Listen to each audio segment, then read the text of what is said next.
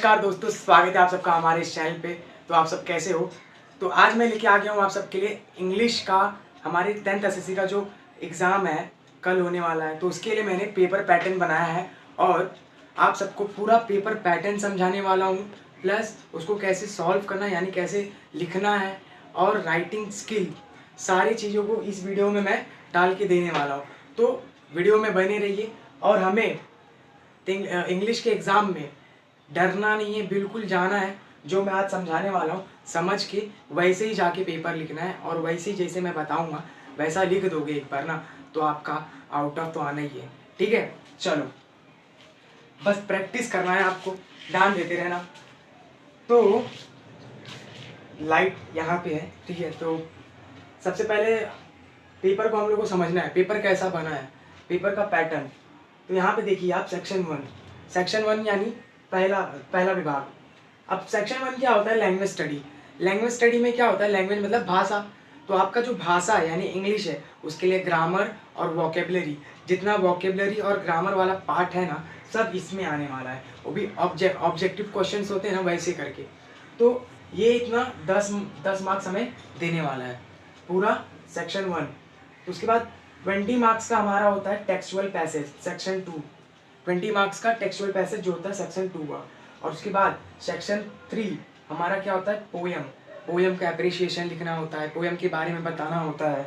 तो ये हमारा सेक्शन 3 है, कितने मार्क्स का है? 10 मार्क्स का। और हमारा सेक्शन फोर्थ 15 मार्क्स का है, जो कि क्या है? Non textual passage. Non textual passage क्या होता है? जो कि आपकी बुक का नहीं होता है। अभी जैसे टेक्सचुअल पैसेज था, टेक्सचुअल पैसेज आपके जितने भी बुक में लेसन्स वगैरह हैं उसके रिलेटेड आता है।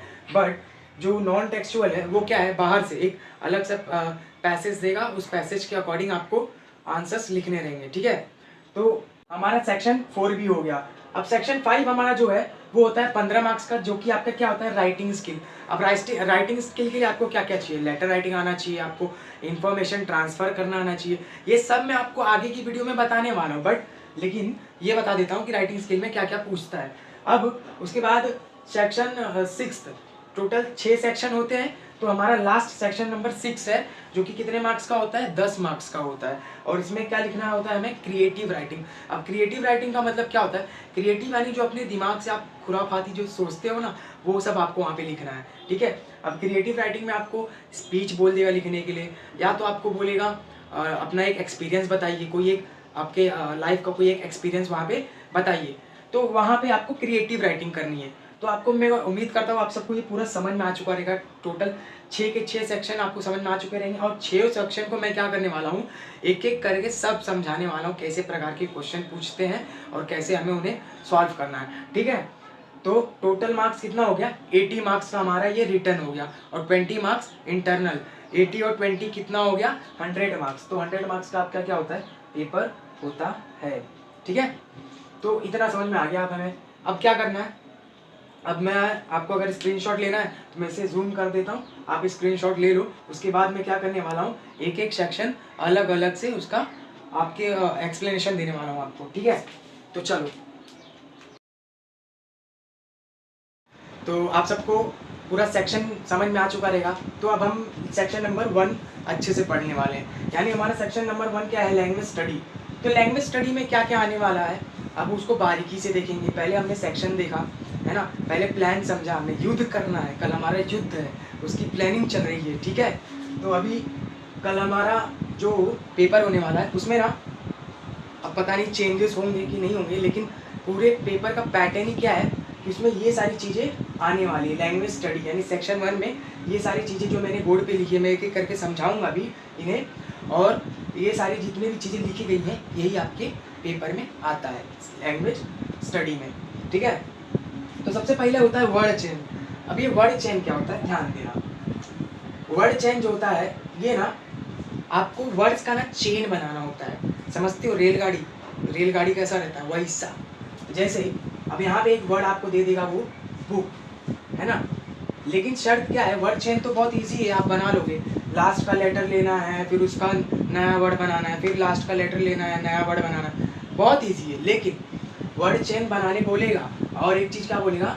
खाली नाउन का ही बनाइए, नाउन का या तो फिर एडवर्ब का, वर्ब का, एडजेक्टिव का, यानी पार्ट्स ऑफ स्पीच में से कुछ भी डाल के दे देगा, बोलेगा इसका बनाओ। तो आप अब जब मान लो ये वर्ड दे दिया है बुक, अब बुक एक नाउन है, इसका एक हमें नया नाउन बनाना है। लास्ट लेटर क्या है मेरा? के से कोई नाउन ढूंढता हूँ, काइट, काइट बना दिया। उसके बाद लास्ट का लेटर क्या है? ई। अब ई से कोई नाउन ढूंढूं, एलिफेंट, एलिफेंट क्या है? नाउन है ना? दिख रहा है ना अगर आप सबको? तो एलिफेंट हो गया। अब टी से कोई नाउन बनाओ, टी से टाइगर, ये भी एक नाउन है। अब आर है लास्ट का लेटर, क्या करोगे? आर से रैबिट, रैबिट भी तो एक नाउन है।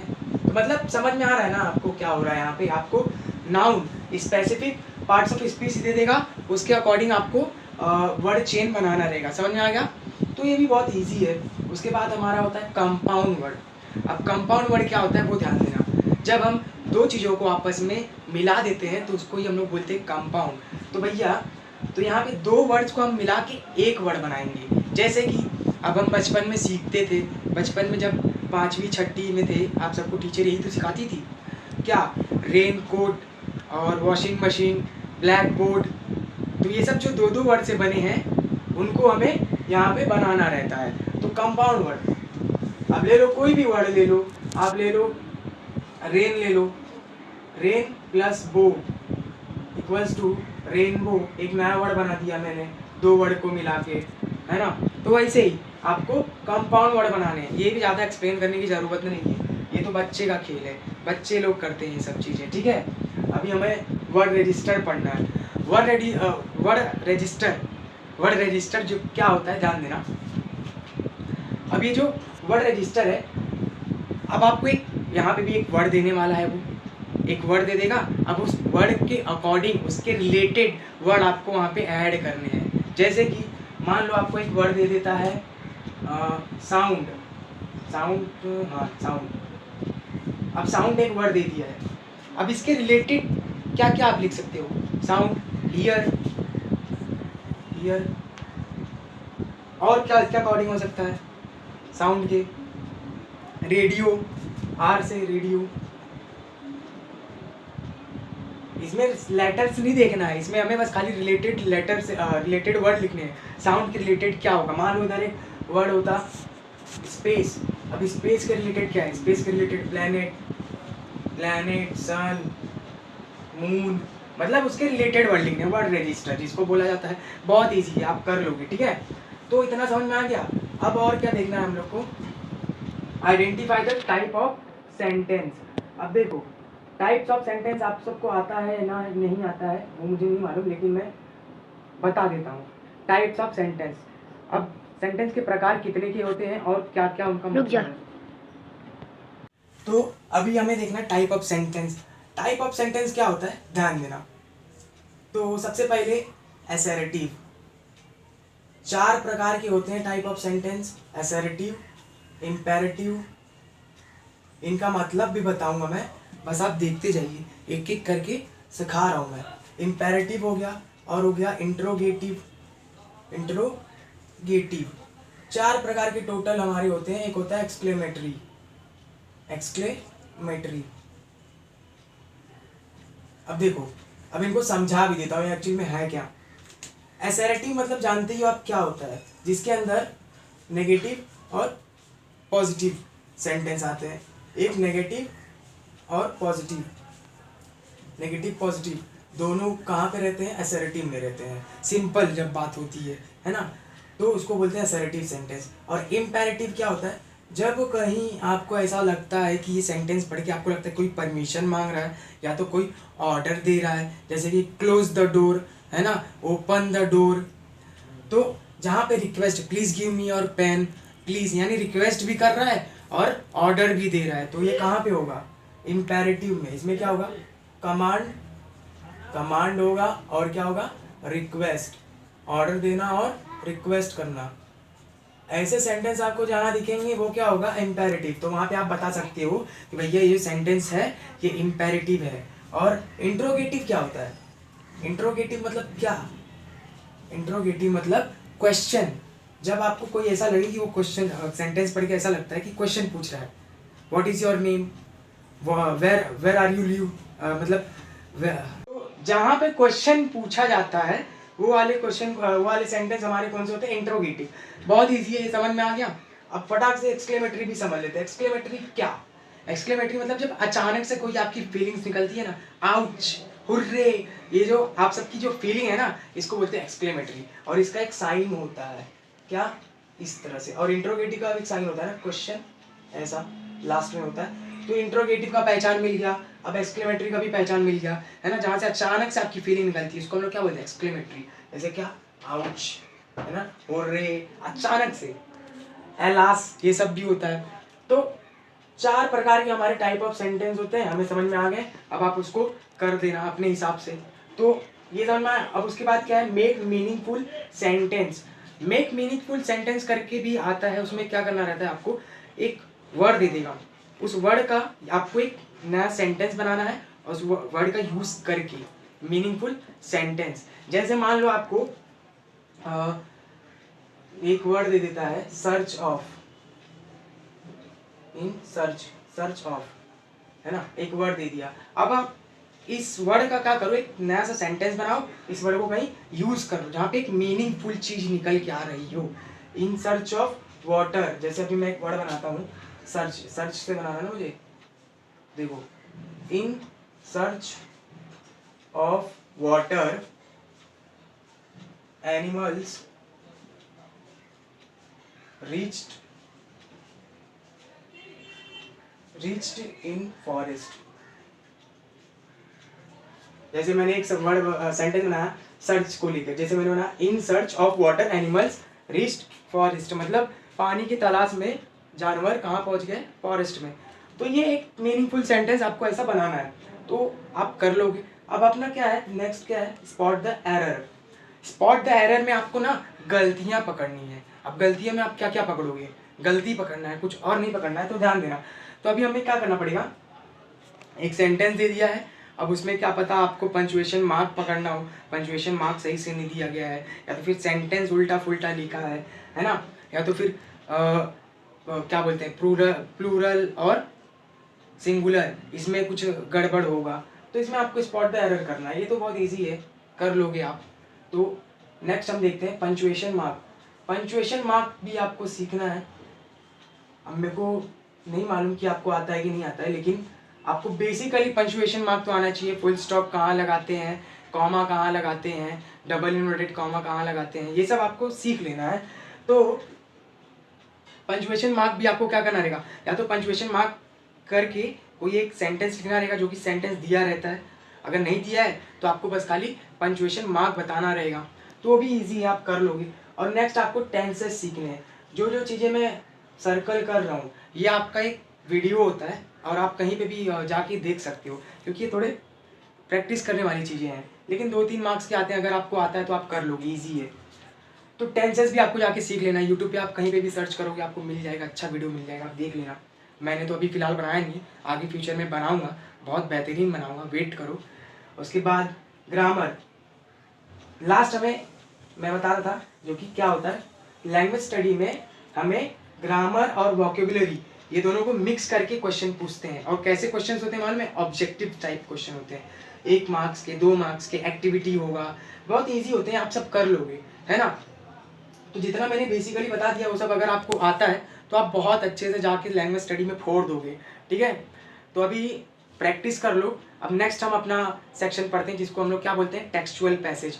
टेक्सचुअल पैसेज में क्या करना है, इसमें मैं अच्छे से बताता हूँ, तो अब इसको रफ करके। तो सेक्शन 2 हमारा टेक्सचुअल पैसेज है। जैसे ही हमारा सेक्शन 1 हो चुका है, अब सेक्शन 2 में आप सबको टेक्सचुअल पैसेज दिया जाएगा। टेक्सचुअल पैसेज मतलब क्या, जो आपके टेक्स्ट बुक में जितने भी चैप्टर्स हैं, जिनके अंदर बड़े बड़े स्टोरीज वगैरह दी गई हैं, वो सब का एक पैसेज आपके एग्ज़ाम में आने वाला है।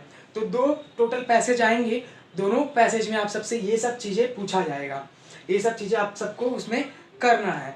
अब ये सब क्या करना है, कैसे है, क्या है, ये मैं वही बताता हूँ। तो सबसे पहले ये ध्यान देना, एंटोनिम्स। एंटोनिम्स का मतलब क्या होता है। अब एंटोनिम्स का मतलब आप जानते ही हो, अपोजिट वर्ड, तो आपको अपोजिट वर्ड आना चाहिए, है ना, अपोजिट वर्ड। और सिनोनिम्स क्या होता है, एक ही मीनिंग के 2 वर्ड, है ना, सिनोनिम्स, ये सब भी आपको आने चाहिए। तो मैं क्या करने वाला हूँ, एंटोनिम्स और सिनोनिम्स आपके जो 10th के बोर्ड एग्जाम में आ सकते हैं, जो पॉसिबिलिटी है, ऐसे वाले एंटोनिम्स और सिनोनिम्स मैं एक पीडीएफ बना के टेलीग्राम में डाल दूंगा। तो डिस्क्रिप्शन में आप सबको एक लिंक मिलेगा, उस लिंक पे टेलीग्राम पे ज्वाइन हो जाना है। ज्वाइन होने के बाद वहाँ पे सब मटेरियल मैंने डाल दिया है। और आप सबको एक और चीज़ बता दूँ, हमारा सेक्शन 3 जब आएगा उसमें मैं पोएम के बारे में बताऊँगा। तो पोएम में हमें एप्रिसिएशन लगने वाला है, एप्रिसिएशन भी मैंने बना के पूरा रखा है पैराग्राफ फॉर्मेट में। मैं आगे बताऊँगा जब मैं पोएम के बारे में बताऊँगा, ठीक है। तो अभी ध्यान देते रहो। अभी आप सबको समझ में आ गया एंटोनिम्स और सिनोनिम्स ये पूछे जा सकते हैं। बोलेगा कि read the paragraph and solve the following. Paragraph read करना है और उसके अकॉर्डिंग आपको सॉल्व करना है। अब ज़्यादा आपको ये नहीं कि पैराग्राफ पढ़ते बैठो, पैराग्राफ पहले नहीं पढ़ना है, पहले आपको देखना है वो क्या पूछा है। तो उसके अकॉर्डिंग अगर उसने एंटोनिम्स पूछा है तो भाई पैराग्राफ में फिर ढूंढो, पहले पैराग्राफ नहीं पढ़ना है, ठीक है। अब टेक्स्ट बुक का पूरा क्वेश्चन है तो और भी इजी। टेक्स्ट बुक के क्वेश्चन है, मतलब टेक्स्ट बुक के पैसेजेस जब आए हैं तो अगर आप टेक्स्ट बुक पढ़े हो तो आप उससे फैमिलियर हो, आप तुरंत, आपसे क्या पूछा है आप तुरंत क्या करोगे, ढूंढ के डाल दोगे, ढूंढना भी नहीं पड़ेगा उतना, क्योंकि आप जब फैमिलियर रहोगे तो इसके लिए मैं आप सबको एक सजेस्ट करूँगा। यहाँ पे मैं स्क्रीन पे एक चीज़ डाल देता हूँ। यहाँ पे जो जो मैंने टिक किया है और पोएम लिखा है वो सारे पोएम है, वो सारे पोएम्स का एप्रिसिएशन मैं डिस्क्रिप्शन में दे दिया हूँ। प्लस जो मैंने टिक नहीं किया वो सारे लेसन्स हैं। तो सारे लेसन्स को क्या करिए आप एकदम अच्छे से पढ़ लीजिए, रीड कर लीजिए, समय मिलता है तो रीड कर लीजिए। अगर आप पहले से पढ़े हो सब पोएम से लेसन से फैमिलियर हो तो अच्छी बात है, ठीक है। तो अभी ध्यान देना। और एक चीज़ क्या पूछा जाता है, इसमें 2 पैसेज होते हैं तो 2 पर्सनल रिस्पॉन्स आता है जो कि 2-2 मार्क्स का होता है। और ये सब जो चीज़ें मैं बोल रहा हूँ ना, ये एंटोनिम सिनोनिम से 1 मार्क्स का, 2.5 मार्क्स का, 1.5 मार्क्स का ऐसा आता है। तो ये ऑब्जेक्टिव टाइप क्वेश्चन होते हैं। और जो इसमें पर्सनल रिस्पॉन्स होता है इसमें आपको 2 मार्क्स का लिखना होता है, यानी खुद का क्या विचार है वो डालना होता है। आप खुद का विचार कैसे डालोगे आप, मान लो आपने एक पैसेज पढ़ा, लास्ट में आपने पूरा सॉल्व कर लिया, आपसे पूछा पर्सनल रिस्पॉन्स, कुछ एक बता देगा आपको, टॉपिक देगा, उसके ऊपर आपको अपना विचार रखना रहेगा।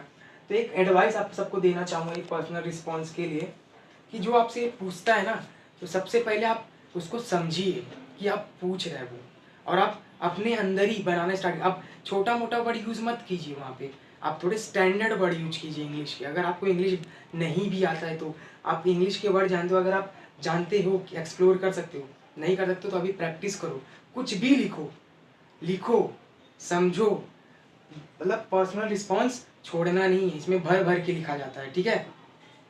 उसके बाद suffix and prefix. Suffix and prefix आप सब जानते रहोगे क्या होता है। जो जैसे ये वर्ड है एबल, अब इसके आगे मैंने लगा दिया अनएबल हो गया, तो ये क्या होता है, ये प्रेफिक्स है। और सफिक्स क्या होता है, सफिक्स जो इधर लगता है, जैसे ब्यूटीफुल, फुल मैंने लगा दिया। अगर मैंने ब्यूटी रखता तो ब्यूटी तो वैसे ही था, ब्यूटीफुल लगा दिया तो क्या हो गया, सफिक्स। तो आगे और जो पीछे वर्ड लगाते हैं उनको प्रेफिक्स और सफिक्स बोला जाता है। तो आप सबको वो भी आना चाहिए, उसके रिलेटेड भी क्वेश्चन पूछा जाता है। ये सब तब बचकाना गिरी है, आप सब कर लोगे। उसके बाद क्या है अपना 2 पैसेज आता है, टेक्स्ट बुक का ही होता है, ये सब आपको पता है। उसके बाद उसी के पैसेज के अकॉर्डिंग आप सबको फिल इन द ब्लैंक्स भी दिया जाएगा, जो कि आपको पैसेज में से ढूंढ के लिखना है। बहुत आसान है, पैसेज में ढूंढना है, आपको कोई रट्टा मारना नहीं है। अगर आप पैसेज पढ़ के जाते हो तो मैं वही बोल रहा हूँ कब से कि आप पैसेज पढ़ लोगे तो बहुत अच्छा रहेगा। तो फिल इन द ब्लैंक्स हो जाएगा। उसके बाद लास्ट में आप सबसे ये पूछा जाता है use of sooner, no sooner, as soon, ये सब जो वर्ड्स होते हैं इनका आपको यूज़ करना होता है ना। तो इनका यूज़ करके सेंटेंस कोई भी क्रिएट करना होता है, बनाना होता है। तो ये ऐसे सारे क्वेश्चंस पूछे जाते हैं, जो कि आपका टेक्सचुअल पैसेज सेक्शन नंबर 2 है। तो ये सब बहुत इजी है, बस आपको सीखना क्या है, अभी आपको सीखना रहेगा uses of no sooner, as soon as, ये सब का जो भी है जितने भी वर्ड्स हैं आप सबको सीखना है। प्लस आप सबको और क्या सीखना है, एंटोनिम सिनोनिम्स में डाल देने वाला हूँ, और ये भी यूजेस ऑफ नो सूनर ये भी मैं डालूंगा। तो अपने हिसाब से आप अकॉर्डिंग करके डाल दो, आप कर लोगे, इतना बहुत ईजी है, ठीक है। तो चलिए अब हम नेक्स्ट पोएम पे अपने आते हैं। है ना। फटाफट मैं पोएम का एप्रिसिएशन भी बता देता हूँ, उसके बाद आगे का भी हमें राइटिंग स्किल भी तो मुझे सिखाना है, तो अभी आपके पास भी समय नहीं है और मेरे पास भी समय नहीं है, तो चलिए फटाफट करते हैं। तो ये हो गया, चलिए इसको रफ करके सेक्शन 3। तो सेक्शन नंबर 2 आप सबको समझ में आ गया। सेक्शन नंबर 3 हमारा है पोयम। अब सेक्शन नंबर 3 में जो पोयम है इसमें से क्या क्या पूछने वाला है और कैसे हमें सॉल्व करना है वो सब मैं बताने वाला हूँ। तो सेक्शन नंबर 3 जो होता है पोयम हमारा 10 मार्क्स का होता है। बाकी जो सेक्शन नंबर 2 था वो हमारा 20 मार्क्स का होता है। सेक्शन नंबर 1 कितने का, 10 मार्क्स का। तो टोटल हमारा 40 मार्क्स 3 सेक्शन में कंप्लीट हो जाते हैं। ठीक है, तो चलिए फटाफट अभी देख लेते हैं क्या क्या करना है हमें। Read poem complete the activity. एक ऐसा क्वेश्चन आएगा, आपको बोलेगा कि पोयम को अच्छे से पढ़िए, एक पोयम दिया जाएगा उधर, उस पोयम को आपको रीड करना है। रीड करने के बाद उसके अकॉर्डिंग आपको एक्टिविटी दी जाएगी, एक्टिविटी करना है जो कि आपको पोयम में से ढूंढ के ही करना है। तो बेहतर यही होगा कि अगर आप पोयम घर से सब अच्छे से बहैट कर लो। बहैट तो नहीं करना है, बस समझना है कि इस पोयम में क्या है, इस पोयम में क्या कहना चाहता है, पोइट का नाम क्या है, ये सब मैं आगे बताऊँगा, एप्रिसिएशन जब मैं बताऊँगा। तो अभी हमें ये सब देखना है। ठीक है, तो ये पोएम कंप्लीट द एक्टिविटी आप कर लोगे। उसके बाद है पिक आउट द लाइन्स।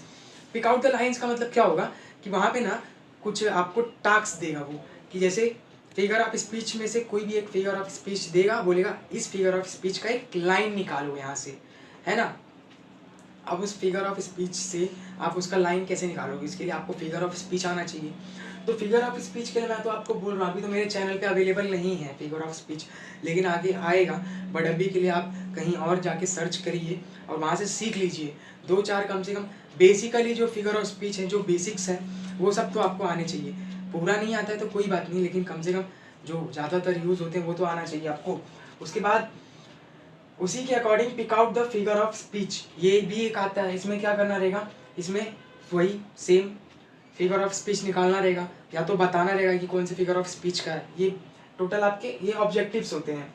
उसी में मैच द फॉलोइंग पूछ लेता है, ये सब पूछ लेता है। तो जो आपको पोएम दिया रहेगा उसको देख के करना है, वो सब बहुत ईजी है। उसके बाद चौथा अपना अप्रिसिएशन। अब एक पोएम का एप्रिसिएशन क्या होता है, ध्यान देना। एप्रिसिएशन मतलब पोएम के बारे में, पोएम का लेखक कौन है, पोएम लिखने का मकसद क्या है, पोएम कैसे लिखा गया है, क्या उसके अंदर राइमिंग स्कीम है कि नहीं है। मैं आपको राइमिंग स्कीम भी सिखाने वाला हूँ और इसको बताऊंगा कैसे समझा जाता है। राइमिंग स्कीम का झंझट ही छूट जाएगा। आप सबको मालूम ही नहीं होगी पोएम में कैसा राइमिंग स्कीम, समझ ही नहीं आता कैसे ढूंढे, लेकिन मैं आज सिखा दूंगा आपको। ठीक है, तो एप्रिसिएशन समझ में आएगा। तो एप्रिसिएशन में सबसे पहले आपसे पूछता है टाइटल। क्या पूछता है सबसे पहले, टाइटल। तो पोएम ऐसे दिया है, वहाँ पे टाइटल भी लिखा रहता है, टाइटल देख के डाल दो। और उसको कैसे मालूम है, अगर आपको यहाँ पे क्वेश्चन में बोला है कि right the appreciation in the paragraph format, paragraph format बोलेगा तो पैराग्राफ में लिखना है पूरा, ऐसा नहीं लिखना है एक एक करके टाइटल ऑफ द पोएम फिर छोड़ना लाइन, ऐसा नहीं। अगर पैराग्राफ बोला है तो पैराग्राफ फॉर्मेट में लिखना है, एकदम अच्छी हैंड राइटिंग में। समझ जाओ कि किसी को लिख के इम्प्रेस करना है, समझ गए कि नहीं। तो ठीक है, तो टाइटल और पोइट, टाइटल का नाम क्या होगा, जो पोएम का नाम है वो। पोइट क्या होता है, पोइट जो लिखता है, जैसे अभी where is mind without fear, Rabindranath Tagore उसके राइटर हैं। और द पुली हो गया, एनिमल्स हो गया, तो ये सब एनिमल्स का, वाइल्ड विटमैन, तो ये जो पोइट है, ये पोइट का नाम यहाँ पे आता है। उसके बाद राइमिंग स्कीम। अब कई सारे बच्चे लोग को राइमिंग स्कीम ही नहीं आता है कि भैया राइमिंग स्कीम कैसे निकाला जाता है। अब मैं तुम्हें अभी ऑन द स्पॉट एक पोएम देखूंगा टेक्स्ट बुक से और आपको राइमिंग स्कीम निकाल के दिखाऊंगा। ठीक है, तो ध्यान दो। तो मैंने एक पोएम लिया है जो कि आपके टेक्स्ट बुक में ही है, जिसका नाम है द पुली करके। द पुली करके मैंने एक पोएम इस समय लिया है टेक्स्ट बुक में, और उसका एक राइमिंग स्कीम निकाल के दिखाता हूँ। देखो मैं पोएम पढ़ने वाला हूँ। तो सबसे पहले पोएम का नाम है द पुली, है ना, टाइटल। पोइट का नाम क्या है भैया, जॉर्ज हर्बर्ट, पोइट का नाम आ गया। राइमिंग स्कीम पूछा है, राइमिंग स्कीम कैसे ढूंढूंगा। When God at first made man, having a glass of blessing standing by, let us said he pour on him all we can। अब देखो सबसे पहले मैंने जब एक लाइन बोला था, मैंने उसमें बोला था मैन, उसके बाद जब मैंने थर्ड लाइन बोला उसमें मैंने बोला कैन, यानी एक लाइन मैंने पढ़ा, उसके बाद इधर नहीं राइमिंग मिला, यहाँ पे मिला, यानी ए बी ए, ये वाला मेरा राइमिंग है, तो ये वाला राइमिंग बनेगा। फिर उसके बाद नेक्स्ट लाइन में, चौथे लाइन में मेरा बी का राइमिंग बनता है। तो ए बी करके उसका राइमिंग स्कीम है। तो अगर आपको ऐसा मिलता है तो ही आपका क्या है, वो राइमिंग स्कीम, उसमें जब राइमिंग बन रहा है तो ही राइमिंग स्कीम होगा, अगर नहीं बन रहा है तो आप लिखोगे the poem is written in free verse. किसमें लिखा है? Free verse. फ्री वर्स मतलब कोई राइमिंग स्कीम नहीं है उसमें। समझ में आ गई ये चीज़? तो अब अपने को देखना फिगर ऑफ स्पीच। अब ये बोलेगा कि बताओ इस पोएम में कौन कौन से फिगर ऑफ स्पीच यूज हुए हैं। तो इसके लिए मैंने एक PDF बनाया है जो कि आपको मेरे डिस्क्रिप्शन में मिल जाएगा, टेलीग्राम का लिंक मैंने दिया है, वहाँ पे मैं सब चीज़ें डाल दूंगा और डाल दिया हूँ, आप जाके अभी देख लीजिए क्योंकि आपके अब समय नहीं है, कल युद्ध करना है, हमें युद्ध की प्लानिंग चल रही है ना गाइस, तो अभी करना पड़ेगा मैंने, तो ठीक है। तो इतना समझ में आ गया। फिगर ऑफ स्पीच आप जाके मैं जो PDF दिया हूँ उसमें जाके आप पढ़ लो। और हाँ, पैराग्राफ फॉर्मेट में देखो तो पैराग्राफ में लिखना है, एकदम अच्छी हैंडराइटिंग में लिखना है। समझ में आ गया ना? उसके बाद हमारा लास्ट है theme and central idea. Theme and central idea क्या होता है? अब उस पोएम के अंदर ना कुछ तो मकसद होगा कि ये जो पोएम लिखा है तो इसका कुछ ना कुछ थीम होगा, है ना। अब ये वीडियो बनाने का मेरा थीम क्या है, ताकि मैं आप सबको आपके कुछ लास्ट मोमेंट पे कुछ ना कुछ चीज़ें आपको बता सकूँ, क्योंकि मैंने ये सब चीज़ें फेस किया है। मैं भी 10th का एग्ज़ाम दिया हूँ तो मेरे को भी मालूम है क्या क्या हुआ, और आप सब देने जा रहे हो, मेरे को मालूम है कि एग्ज़ाम देने के पहले का जो डर होता है वो कैसा लगता है। अगर आप पढ़े नहीं हो तो डर तो लगेगा ही, बट हाँ प्रेशर भी बहुत ज़्यादा है, लेकिन हम करेंगे, मार्क्स कैसा भी आए। लेकिन एक चीज़ हमेशा याद रखना, हम लोग जो सीख रहे हैं हमारे लिए सीखना इंपॉर्टेंट है, ठीक है। तो थीम एंड सेंट्रल आइडिया हमें क्या करना है, उधर पढ़ के दे देना है। हमें किसी को नहीं मालूम है कि कौन से पोएम में क्या थीम है, क्या फिगर ऑफ स्पीच है, किसी को कुछ भी नहीं मालूम, मेरे को पता है। तो इसके लिए मैंने PDF बना के टेलीग्राम में डाल दिया, जाके पूरा अच्छे से पढ़ लो। पैराग्राफ फॉर्मेट में है, पैराग्राफ फॉर्मेट में पढ़ लो, ठीक है। तो इतना हो गया, पोएम हमारा क्लियर हो गया। चलिए अब हम नेक्स्ट अपना सेक्शन नंबर 4 देखते हैं, जो कि हमारा नॉन टेक्सुअल पैसेज है। फटाफट मैं इसको रफ करके नेक्स्ट अपना सेक्शन बताता हूँ, उसके बाद राइटिंग स्किल भी सिखाना है, बहुत काम है, ठीक है। चलिए, तो सेक्शन नंबर 3 आपने देख लिया था। सेक्शन नंबर 4 अब हमारा है section non textual passage. Non textual passage होता है 15 मार्क्स का। तब इस 15 मार्क्स कैसे हम ले सकते हैं इस 15 मार्क्स को? तो सबसे पहले नॉन टेक्सुअल पैसेज होता क्या है वो ध्यान देना। नॉन टेक्सुअल, इसका नाम है नॉन टेक्सुअल, यानी जो आपके टेक्स्ट बुक में नहीं है, ये बाहर से एक पैसेज आता है जो कि आपको इसके अकॉर्डिंग आपका जो एक्टिविटी है मैच द फॉलोइंग, ये सब कंप्लीट करना होता है। तो सबसे पहले मैच द फॉलोइंग और complete the activity according to the passage. जैसा पैसेज दिया है पैसेज के अकॉर्डिंग आपको लिखना है, ठीक है। अब उसके बाद थर्ड हमारा है पर्सनल रिस्पॉन्स। पर्सनल रिस्पॉन्स में भी आपको क्या करना है, 2-3 मार्क्स के लिए पर्सनल रिस्पॉन्स आता है। एक चीज़ हमेशा याद रखना, पर्सनल रिस्पॉन्स लिखते समय आपको कम से कम 10 से 12 लाइन का रिस्पॉन्स देना है खुद का, और अच्छे अच्छे words, use of appropriate language, यानी लैंग्वेज लगना चाहिए कि आपने पर्सनल रिस्पॉन्स दिया है एक मैनर तरीके में दिया है। ऐसा नहीं कि and to then we go, कुछ भी ऐसा छोटा मोटा वर्ड यूज मत करो उतना, थोड़े हाई फाई वर्ड लगाओ, लगने चाहिए यार। झपड़पट्टी मत बताओ कि हम लोग झपड़पट्टी से आए हैं, ठीक है। और एक और चीज़, कंप्लीट द एक्टिविटी और मैच द फॉलोइंग, ये सब तो अकॉर्डिंग टू पैसेज करना है। और उसके बाद ये जो मैच द फॉलोइंग होगा, ये मैच द फॉलोइंग कैसा होगा? सबसे पहले तो आपको कुछ शब्दार्थ आने चाहिए, यानी वर्ड मीनिंग्स पते होनी चाहिए। वर्ड मीनिंग दिया जाएगा और उसको बोलाएगा मैच करो, तो वर्ड मीनिंग पता ही नहीं तो मैच किधर से करेंगे?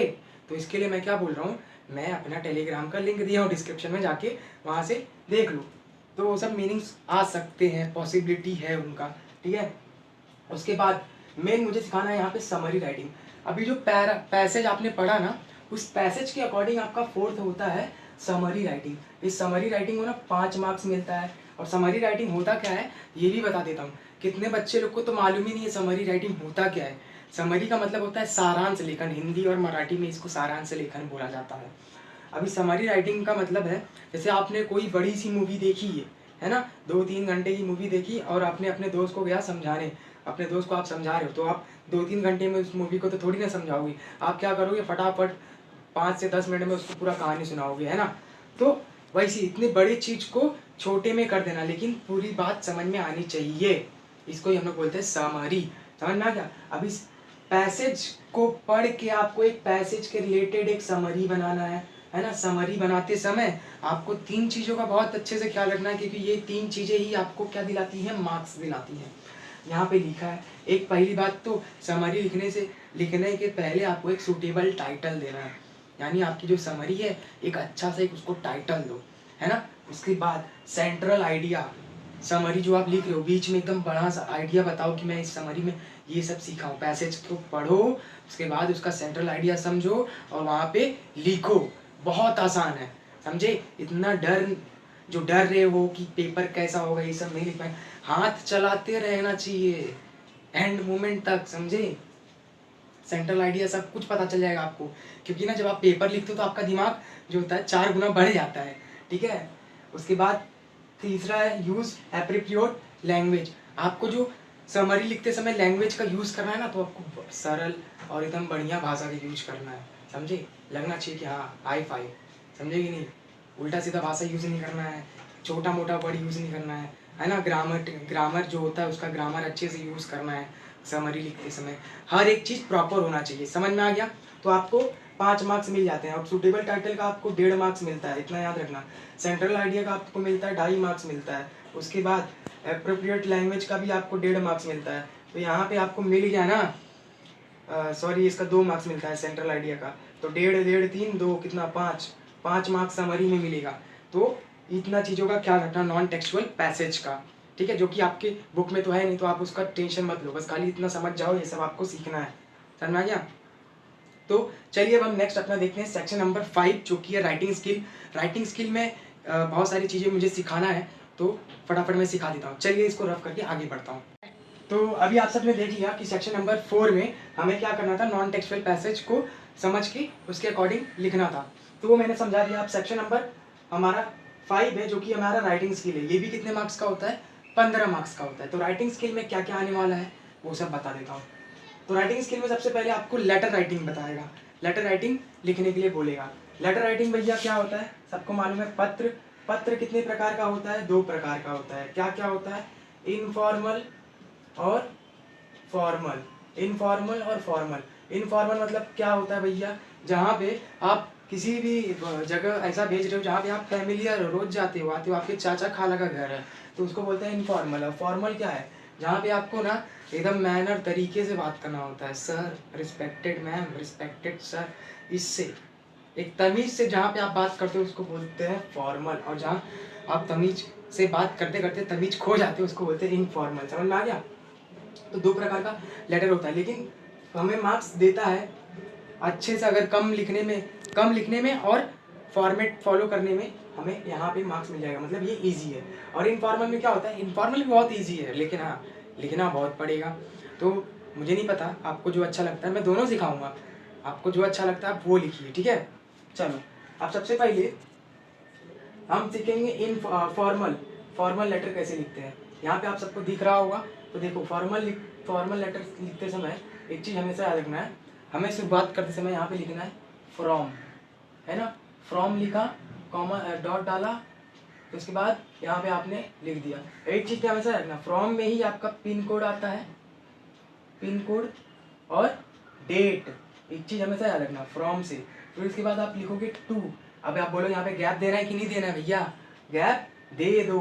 गैप देने के बाद आप किसको लेटर लिख रहे हो वो लिख दो, ठीक है। वो लिखने के बाद फिर गैप देना है, फिर उस गैप में क्या लिखोगे भैया, सब्जेक्ट लिखोगे, है ना। सब्जेक्ट लिख दो भैया, किसके लिए लेटर लिख रहे हो, है ना। वहाँ पे दिया है सब्जेक्ट पढ़ लो। और अगर आपको कुछ नहीं समझ में आता ना तो सब्जेक्ट पढ़ लो क्या लिखा है, उसके पहले लगा दो एप्लीकेशन फॉर, उसके आगे जो लिखा है वो लगा दो। समझ में आ गया? अगर नहीं समझ में आता है तो, सब्जेक्ट बनाने नहीं आता है तो, ठीक है। तो सब्जेक्ट भी हमारा हो गया। अब उसके बाद एक लाइन छोड़ना है और वहाँ पे रिस्पेक्टेड लिखना है, रिस्पेक्टेड सर या फिर मैम लिख के आपको लिखना स्टार्ट। फिर लाइन नहीं छोड़ना, रिस्पेक्टेड सर मैम लिख दिया ना, उसके बाद लाइन नहीं छोड़ना। फिर यहाँ पे क्या करोगे, I am writing this letter, ऐसा वैसा सब बताना है। यानी आपको कम से कम 3.5 लाइन का क्या रखना है, इंट्रोडक्शन रखना है, एकदम याद रखना, इंट्रोडक्शन 3.5 लाइन का। उसके बाद आपको लाइन नहीं छोड़ना, बस उसके नीचे दूसरा पैराग्राफ स्टार्ट करना है, लाइन बिल्कुल नहीं छोड़ना है। तो यहाँ से फिर उसके बाद जो पैराग्राफ लिखोगे उसके अंदर आपका रहेगा मेन बॉडी, कि आप किस लिए लेटर लिख रहे हो, कि मेरे को नल का पाइप तोड़वाना है, नल का पाइप जुड़वाना है, या फिर रास्ता सही करवाना है, कचड़े की गाड़ी यहाँ पे आती नहीं है, कचड़ा भर गया, जो भी है बहुत सारी चीज़ें, कारण जो है मेन बॉडी यहाँ पे डाल देना, ठीक है। मेन बॉडी इसको बोला जाता है। और मेन बॉडी कितना लिखोगे, 2 से 3 पैराग्राफ, मैक्सिमम तुम 3 पैराग्राफ लिखोगे तो बढ़िया है। लेकिन अगर 2 पैराग्राफ भी अगर आप मेन बॉडी लिख देते हो तो भी बहुत बढ़िया है, ठीक है। तो मेन बॉडी हो गया। उसके बाद आपको लेटर क्लोज करना है। क्या करना है? क्लोज। लेकिन हाँ, जो भी आप लिख रहे हो उसमें अभी लाइन नहीं छोड़ना है, लाइन नहीं छोड़ना है। क्लोजिंग कैसे करोगे? तो उसके बाद I hope you will understand, I hope you will grant my request, ऐसा वैसा सब आपने लिखा। फिर उसके बाद एक लाइन फिर छोड़ना है, क्लोज जहाँ हुआ एक लाइन छोड़ना है। यहाँ पे लिखोगे आप थैंक यू। क्या लिखोगे? Thank you. थैंक यू लिख के your lovingly, your obediently, your faithfully, जो भी है वो लिखने के बाद अपना नाम, योर नेम, नीचे आएगा आपका नाम। अगर ईमेल दिया है तो ईमेल, क्योंकि देखो ये जो लेटर है ना, आप बोलोगे भैया मेरे जगह मेरे स्कूल में तो ऐसा सिखाया गया यहाँ से फ्रॉम लिखने का, फिर टू यहाँ पे लिखने का। हाँ मैं जानता हूँ, लेकिन एक चीज़ और भी है, क्योंकि ये जो लेटर है ना उसका फॉर्मेट चेंज हो गया।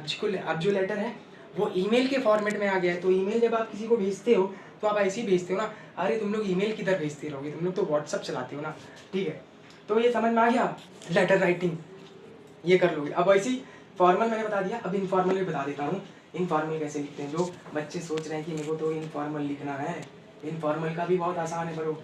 ये देखो क्या करना है आपको, सीधा यहाँ पे फ्रॉम, फ्रॉम यहाँ वहाँ से आया हूँ मैं, इधर डेट लिख देना लास्ट में। डेट लिखने के बाद सब्जेक्ट तो बिल्कुल लिखना नहीं है, सीधा लिखना है डियर दीदी, डियर दीदी बहुत दिन हो गए आपसे मुलाकात नहीं हुआ है, सुना है आपकी शादी होने वाली है, दुनिया भर का जो भी बात है सब सीधा डाल दो पूरी। इसको कम से कम आपको कितना लिखना रहेगा मालूम है? 5 से 6 पैराग्राफ लिखोगे भर भर के, तो फिर जाके तो आपको मार्क्स मिलेगा। उसके बाद लास्ट में आपको लिखना है योर फेथफुली, योर लविंगली, फिर आपका नाम चंदू उसके बाद ईमेल तो देना नहीं है, ईमेल उमेल नहीं डालना है, ठीक है। बस ऐसा सिंपल है, वो कुछ हार्ड नहीं है। तो मेरे ख्याल से तो आपको लेटर राइटिंग आ चुका रहेगा। तो चलिए अब हम इंफॉर्मेशन ट्रांसफ़र देखते हैं। अब इंफॉर्मेशन ट्रांसफ़र क्या होता है, एक चीज़ और ये भी ध्यान देना। इंफॉर्मेशन ट्रांसफ़र मतलब कोई भी इंफॉर्मेशन को एक जगह से दूसरी जगह पे ट्रांसफ़र करना, यानी एक चीज़ से दूसरी चीज़ में लाना।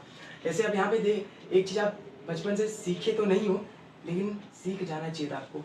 इसको बोलते हैं वर्बल और नॉन वर्बल।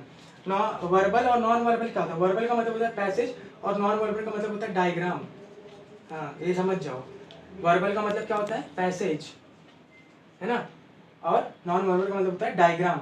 अब क्या होगा, आपको इन्फॉर्मेशन ट्रांसफर में क्या करना होता है? यहाँ पे देखिए ये जितना है ना राइटिंग स्किल, इसमें से ना कोई 2 करना है, एनी 2 करना होता है, एनी 2। लेटर राइटिंग कर दिया, अब तीनों में से कोई भी एक। लेटर राइटिंग आसान, लेटर राइटिंग तो आपको करना ही है, बहुत ज़रूरी है।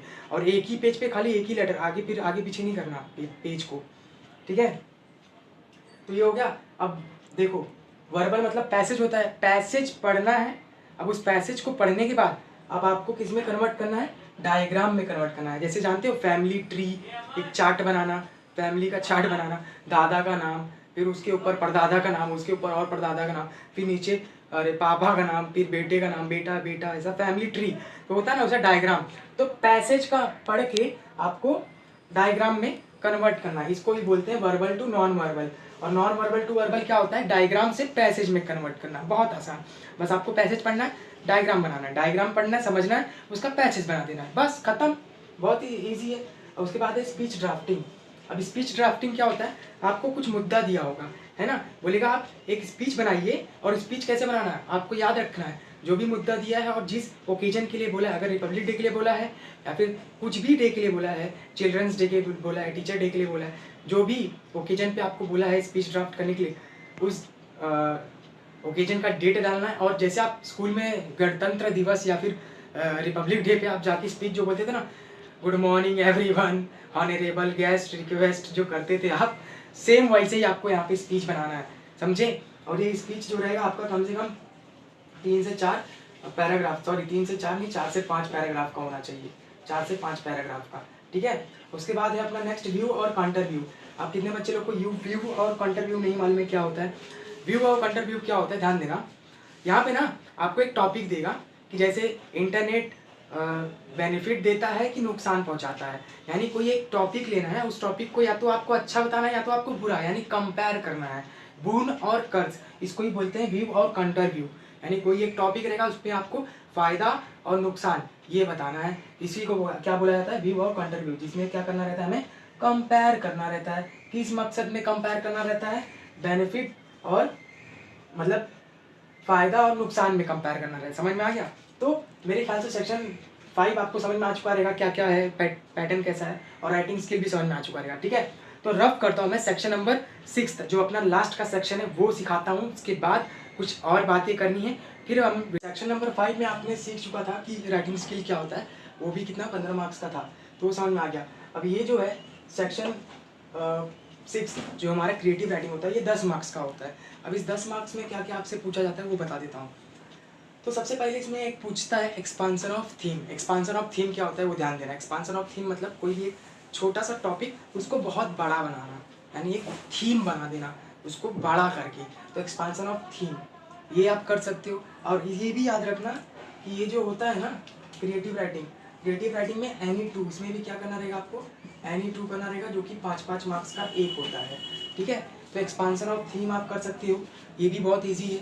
आपका एक बढ़िया सा टॉपिक लिया, टॉपिक तो दिया रहता है, टॉपिक दिया है उसके हिसाब से अगर आपको आता है थीम को एक्सपांड कर सकते हो तो करो, नहीं तो आप दूसरा करो, क्या, रिपोर्ट राइटिंग।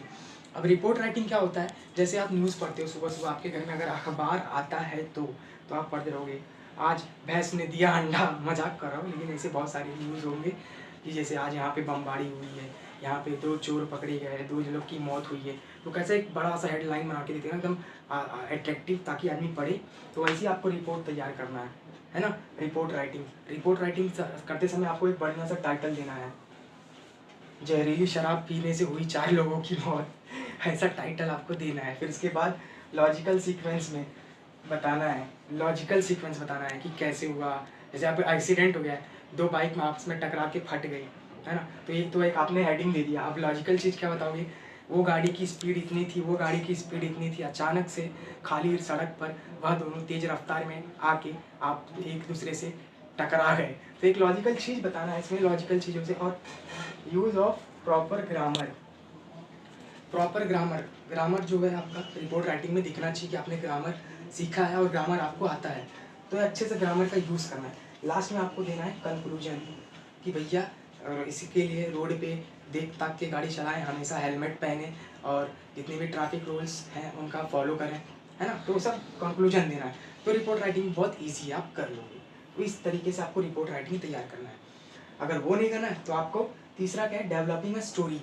अभी जो डेवलपिंग अ स्टोरी, आप कहानी बनाने में तो बहुत एक्सपर्ट हो, कहानी बनाने में तुम लोग बहुत एक्सपर्ट हो, क्योंकि तुम लोग यही करते ही हो, कहानी बनाते हो। चलो, तो अभी डेवलपिंग स्टोरी में अपने को क्या करना रहेगा, कुछ पॉइंट्स दिए गए हैं, कुछ पॉइंट्स के रिलेटेड आपको एक नया सा स्टोरी बनाना रहेगा। या तो थोड़ा सा स्टोरी आपको चालू करके दिया रहेगा, आपको पूरा कंप्लीट करना रहेगा, नहीं तो कुछ पॉइंट्स दिए रहेंगे, उस पर एक स्टोरी बनाने रहेगी। ठीक है, तो ये भी आप कर सकते हो, बहुत ईजी है।